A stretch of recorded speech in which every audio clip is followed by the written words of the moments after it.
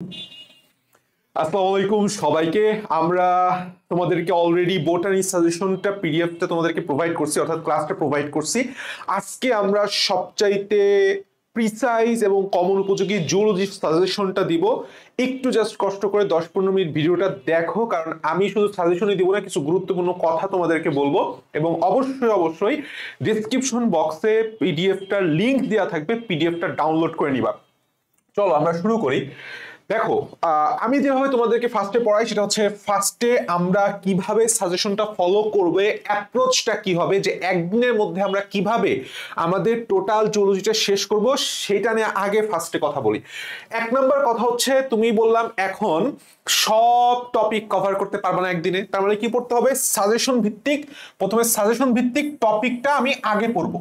আচ্ছা, এরপরে আমি সব এক্সট্রা ইনফো একবারে পড়ে ফেলবো। অবশ্যই অবশ্যই এক্সট্রা ইনফো গুরুত্বপূর্ণ।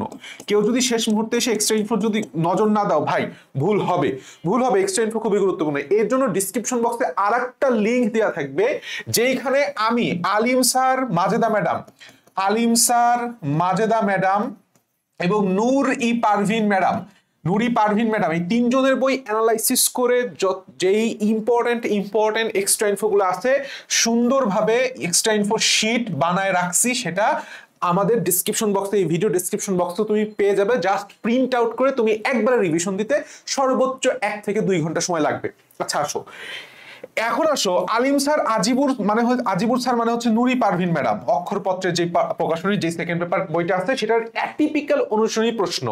যে অনুশীলনী প্রশ্নটা তুমি সাধারণত আজমল স্যার পড়লে পারবা না, অর্থাৎ ওই অনুশীলনী প্রশ্নটা তুমি যদি আগে দেখে না যাও, আগে না পড়ো, তাহলে পরীক্ষা হলে তুমি পারবা না। সেই অনুশীলনী প্রশ্নের কথা বলছি, অ্যাটিপিক্যাল অনুশীলনী প্রশ্ন সলভ করতে হবে। এইটা হচ্ছে আমাদের থার্ড স্টেপ। এখন আসো চ্যাপ্টার অ্যানালাইসিস, যে কোন চ্যাপ্টারটা আমরা সবার আগে দিব, সবার আগে দিব, আগে রিভিশন দিব। এরপরে আমরা সেকেন্ড চ্যাপ্টারটা একটু কম গুরুত্বপূর্ণ, আর থার্ড স্টার অর্থাৎ ফার্স্ট একটা স্টারের যে চ্যাপ্টারটা আছে, এই যে 1 2 3 এই পাশে 4 5, 5টা টপিক, 5টা চ্যাপ্টারে জাস্ট আমি যেই টপিকগুলো লিখে দিছি সেই টপিকগুলো পড়ে যাবা। ওকে, ফার্স্টে আসো জিনতত্ত্ব ও বিবর্তন। জিনতত্ত্ব ও বিবর্তন একটা সুপার স্টার 3 স্টার চ্যাপ্টার। ফার্স্টেই তুমি কি করবা, সকল সূত্র ও সূত্রের ব্যতিক্রম, অনুপাত, উদাহরণ। দেখো, আমরা এই জায়গাটায় প্রচুর পরিমাণে ভুল করি, সেটা হচ্ছে আমরা সূত্রের ব্যতিক্রম পড়ি, অনুপাত পড়ি, বাট উদাহরণ পড়ি না। উদাহরণটাও মুখস্থ করতে হবে, কারণ এবার কুমিল্লা বোর্ডে বললাম একটা উদাহরণ থেকেও প্রশ্ন আসছে। So very very very much important. Lethal জিন গঠিত রোগ নিচের কোনটি লিথাল জিনের প্রভাবে হয়, হয় না? সেক্স লিঙ্ক ডিসঅর্ডারস 9 কোনটি হয়? সংযোগকারী যোগসূত্র অর্থাৎ আর্কিওপটেরিক্স কাকে কাকে সংযোগ করছে, তার বৈশিষ্ট্য কি আছে, কোন যুগে পাওয়া যায়? সমসংস্থ ও সমবৃত্তীয় অঙ্গ বিবর্তনের কোন মতবাদ কে দিছে? যেরকম তোমাকে আমি যদি বলি যে ব্যবহার এবং অব্যবহার, যে অর্জিত বৈশিষ্ট্যের উত্তরাধিকারী মতবাদ, এটা কার প্রদান করা, এটা বললাম খুবই খুবই খুবই গুরুত্বপূর্ণ। পুনরাবৃত্তিক মতবাদ কার প্রদান করা, খুবই গুরুত্বপূর্ণ। নাও কামস টু রক্ত সঞ্চালন। দেখো, আমাদের যে থার্ড চ্যাপ্টার প্লাস ফোর্থ চ্যাপ্টারটা আছে, এইখান থেকে আসলে কোনো সাজেশন দেওয়ার মানে হয় না, এখানে থেকে আসলেই কোনো সাজেশন দেওয়ার মানে হয় না। তোমার কথা হচ্ছে এই থার্ড চ্যাপ্টার এবং ফোর্থ চ্যাপ্টার সকল দাগালো নাই, সকল দাগানো দাগানো লাইন তোমাকে পড়তে হবে। এটা হচ্ছে 1 নম্বর কথা। এখন আসো, কিন্তু পড়ার সময় তো একটা ধাঁচে আমাদের পড়তে হবে। সেই ধাঁচটা কি বা ধাঁচটা কি? 3 প্রকার রক্তকণিকার কাজ তুমি পারো কিনা একটু চোখ বন্ধ করে ভাবো। যদি পারো টিক দিয়ে দিলাম। গ্র্যানুলোসাইট কোনটা, অ্যাগ্রানুলোসাইট কোনটা, ডাব্লিউবিসির মধ্যে কোনটার কাজ কি, কোনটা হেপারিন ক্ষরণ করে, কোনটা তোমার কৃমির লার্ভা প্রতিরোধে কাজ করে, হ্যাঁ, কোনটা ম্যাক্রোফাজ হিসেবে কাজ করে, তুমি একটু চোখ বন্ধ করে ভাবো, পারো কিনা? পারো, ঠিক আছে, দাগ দিয়ে দিলাম। ক্লটিং ফ্যাক্টরের যে ছকটা আছে, কোনটা কত নাম্বার ক্লটিং ফ্যাক্টর কখন কি কাজ করে, সবগুলা লাগবে না, প্রথম 4টা লাগবে, মাঝখানে 6 9 10 11 12 লাগবে, বাস। কোনটার নাম কি? হৃদরোগের গঠন, এপিকার্ডিয়াম, মায়োকার্ডিয়াম, এন্ডোকার্ডিয়াম। আমি যদি বলি কপাটিকাক সমূহকে ঢেকে রাখে কোনটা, উত্তর হবে কি? এন্ডোকার্ডিয়াম। আমি যদি বলি তোমাকে যে কোন স্তরের বিক্ষিপ্তভাবে চর্বি লেগে থাকে, উত্তর কি হবে? এপিকার্ডিয়াম। সবই জানো। হৃদচক্র কোন ধাপে কি ঘটে, কোন ধাপে কি ঘটে, এইটা বললাম একটা ডিপ কোশ্চেনের মধ্যে পড়ে। যেরকম ভেন্ট্রিকুলার ডায়াস্টলের সম্পর্কে সঠিক নয় কোনটি, আর সাথে সময়কাল তো সুপারস্টার ইম্পর্টেন্ট। আমরা জানি অডাসি 71 পড়ছি না, অডাসি 71, নিডাসি 53। সো এটা আমরা সবাই জানি। সংযোগকারী tissue SA node, AV node, Purkinje fibre, তারপরে আর যা যা আছে হৃদরোগী নির্ণয়ের যেই আমাদের টেস্ট সমূহ করা হয়, কখন ইসিজি, কখন ইটিটি, কখন troponin I test and baroreceptor. এখন আমি একটা জিনিস ইচ্ছা করে লেখি নাই, কারণ ভিডিওটা দেখার তোমার যেই সার্থকতা এইখানেই। তোমার দেখা গেছে এই টোটাল টপিকগুলো বললাম ইম্পর্টেন্ট, কিন্তু এখান থেকে প্রশ্ন নাও দিতে পারে। কোথার থেকে প্রশ্ন আসছে গতবার, সেটা হচ্ছে রোগ থেকে। 3টা রোগ আছে তাই না? 1 নাম্বার রোগের কথা বলা হয়েছে হচ্ছে অ্যানজাইনা থেকে তোমাকে ডিটেলস পড়তে হবে, মনে রাখবা যত ব্যথা সবই অ্যানজাইনা। এরপরে হচ্ছে কি হার্ট ফেইলিওর, যেটাকে আমরা বলি কি এমআই, মায়োকার্ডিয়াল ইনফার্কশন। নিচের কোনটিকে মায়োকার্ডিয়াল ইনফার্কশন বলা হয়? হার্ট ফেইলিওর লক্ষণ গোলাপি, মিউকাস মাখানো কফ বা রক্তযুক্ত কফ। এবং একই সাথে সাথে হার্ট ফেইলিওর জিনিসটা কি সরাসরি সংজ্ঞা থেকে প্রশ্ন করবে। কোনো কারণে হার্ট যদি তোমার চাহিদা মতো ব্লাড পাম্প করতে ব্যর্থ হয়, তখন সেই অবস্থাকে কি বলে? Angina, heart failure, heart attack. আর একটা আছে হচ্ছে হার্ট অ্যাটাক, তাই না? Heart attack. তো এই হার্ট অ্যাটাক কি, যখন তোমার যেই হার্টের মাসেলগুলো আছে, এই মাসেলগুলা যখন ডেড হয়ে যায় আস্তে আস্তে, যখন হার্টের মাসেলের মৃত্যু ঘটে, তখন সেটাকে আমরা বলি হার্ট অ্যাটাক। ঠিক আছে? So that's the thing. এই রোগগুলা ইনফিনিটি স্টার, এটা বাদ দেওয়ার কোনো মানে হয় না। এটাই হচ্ছে ভিডিও দেখার সার্থকতা। সব পিডিএফে পাবা না, আমার কিছু কথা তোমাকে শুনতে হবে। আচ্ছা আসো আমরা এরপর আসি পরিপাক শোষণ। পরিপাক শোষণের আমি লিখছি দেখো, নো মার্সি মানে কি? তোমাকে প্রতিটা টপিক পড়তে হবে, প্রত্যেকটা দাগানো লাইন পড়তে হবে। এই 2টা চ্যাপ্টার তোমাকে একটু সময় দিয়ে হলেও, একটু বেশি সময় লাগলেও তোমাকে দিতে হবে, সঠিকভাবে পড়তে হবে। সবচাইতে বেটার আমাদের একটা কম্প্যাক্ট রিভিশন ক্লাস আছে, সেটার লিঙ্কও আমি ডিসক্রিপশন বক্সে দিয়ে দিব। এই যে Z03 কম্প্যাক্ট রিভিশন ক্লাসে আমি প্রত্যেকটা টপিক সেখানে কভার করে দিয়েছি। তুমি জাস্ট যদি যার রিভিশন দিতে সমস্যা হয়, তুমি শুধু সেই ক্লাসটা করো।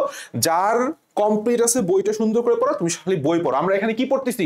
শুধু বই পড়বো আগে আজমল স্যারের। আচ্ছা, মানব দেহের প্রতিরক্ষা, এখান থেকে কি কি লাগবে? এই বাইরে 4টা টপিকের বাইরে আর কিছু লাগবে না। 1 নাম্বার, কোনটা প্রথম, কোনটা দ্বিতীয়, কোনটা তৃতীয় প্রতিরক্ষা ব্যবস্থার উদাহরণ সমূহ। হ্যাঁ, আমি যদি তোমাকে বলি যে ইন্টারফেরন, এটা কি? প্রথম, দ্বিতীয়, তৃতীয়, কোনটা? আচ্ছা, অ্যান্টিবডির প্রকারভেদ সুপার ডুপার ইম্পর্টেন্ট। অ্যান্টিবডির প্রকারভেদ, কাজ, গঠন, ভ্যাকসিনের প্রকারভেদ ও কাজ, অর্জিত প্রতিরক্ষার উদাহরণ। শেষ। এরপরে আসো প্রাণীর শ্রেণীবিন্যাস। প্রথম অধ্যায় অনেক বড়, বেশি কিছু লাগবে না। প্রতিসাম্যতা, সিলোম, ভ্রূণস্তর, প্রতিটা পর্বের অনলি ইম্পর্টেন্ট বৈশিষ্ট্য তোমাকে জানতে হবে। যে যদি আমি তোমাকে ইম্পর্টেন্ট বৈশিষ্ট্য লার্ভা, আমি যদি তোমাকে বলি প্লানুলা লার্ভা কোন পর্বে পাওয়া যায়, তোমাকে নিডারিয়া জানতে হবে।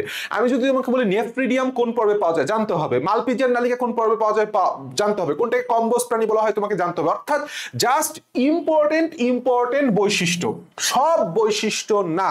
আচ্ছা, মিক্সিনি, পেট্রোবাইজন্টিডা এবং কন্ডিকথেসের ফুলকা রন্ধ্রের সংখ্যা নিয়ে অনেক প্যাচাল বাঁধে। 5 থেকে 7, কোনটা 15, কোনটা 5 থেকে 15, কোনটা খালি 7 ভুল হয়। সো এই ফুলকা রন্ধ্রের সংখ্যাটা খুবই ইম্পর্টেন্ট। কন্ড্রিকথেস, অ্যাক্টিনোপটেরিজি, সার্কোপটেরিজির আইস লেজ পড়লেই হবে।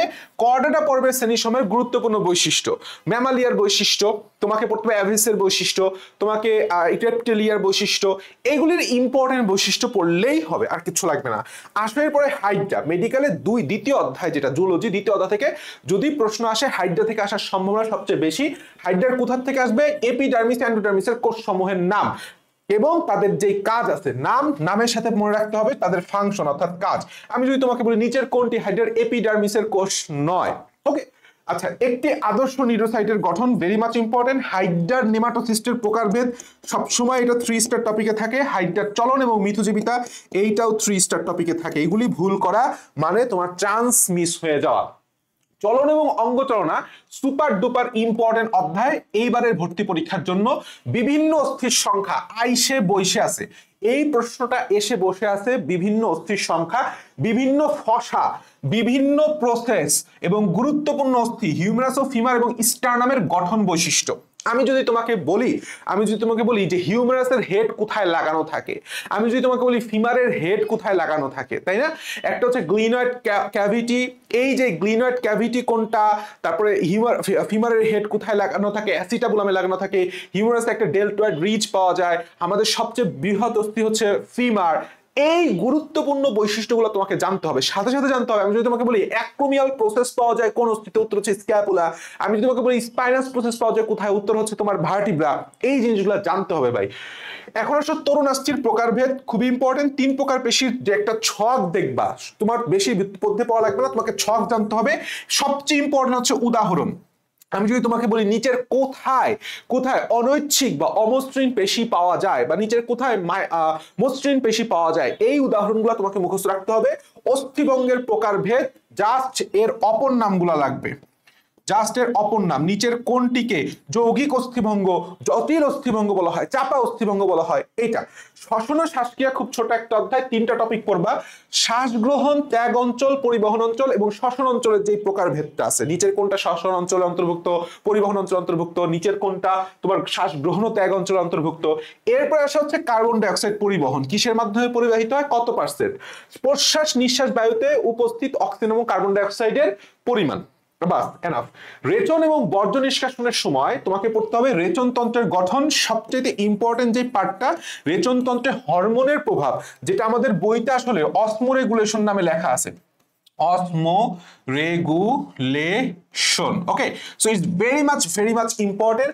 মানব জীবনের ধারাবাহিকতা, এইটা আমাদের জাস্ট 2টা টপিক পড়লে হবে। 3টা ভ্রূণস্তর পরিণতির একটা ছক দেখবা, ছোট্ট একটা ছক আছে, যে কোন কোন অঙ্গগুলা একটোডার্ম থেকে, মেসোডার্ম থেকে, এন্ডোডার্ম থেকে উদ্ভূত হয়, সেই অঙ্গগুলোর নাম পড়তে হবে।